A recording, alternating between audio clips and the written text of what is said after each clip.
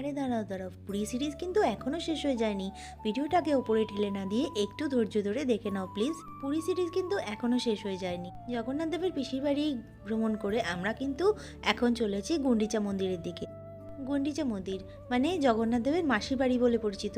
আর দেখো কি সুন্দর মন্দিরটা, আর কত বড় জায়গা দেখতে পেয়েছো। কিন্তু আমাদের কপাল খারাপ, আমরা জানতামই না যে গুন্ডিচা মন্দির গত 5 বছর ধরে মেনটেনেন্সের কারণে বন্ধ রয়েছে। এই খবরটা আমি কিন্তু একদম বুঝতেই পারিনি, কখনো নিইনি খবরটা। যাই হোক, নেক্সট টাইম যখন আসবো তখন আবার ভালো করে দর্শন করে নেব। তোমরা যখন পুরীতে যাবে অবশ্যই কিন্তু গুন্ডিচা মন্দির একবার ভিজিট করো, তোমাদের দারুণ লাগবে। যে মেন গেট, আর মেন গেটের ওখানে একটুখানি জায়গা ছিল যেখান থেকে আমরা কিন্তু ভেতরে একটুখানি উঁকি মেরে জাস্ট দেখে নিলাম যে ভেতরটা কেমন লাগছে। মন খারাপের কথা আর কি বলবো তোমাদের, গুন্ডিচা মন্দির দেখার খুবই ইচ্ছা ছিল, অনেক বছর পর আসলাম, তবু মনটাকে সায় চললাম আবার নেক্সট জায়গায়। 4 ঘন্টা টোটো ভাড়াতে আমাদের নিয়েছিল 800 টাকা। আর আমরা দেখো পরে পৌঁছে গেলাম একটা বৌদ্ধ মন্দিরে। এটা জাপানি বৌদ্ধ মন্দির।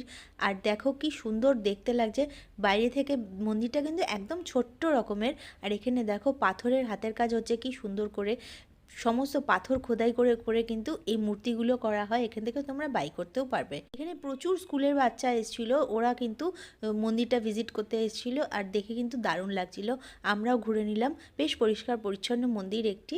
তোমরা কিন্তু অটো টোটো ভাড়া করে এই সাইড ট্যুরগুলো কিন্তু লোকাল সাইড ট্যুরগুলো করে নিতে পারবে।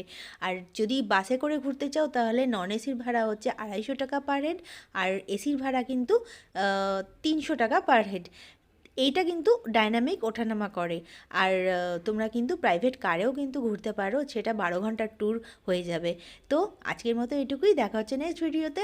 আজকের ভিডিওটা কিন্তু একটা লাইক করে যেও। Tata bye.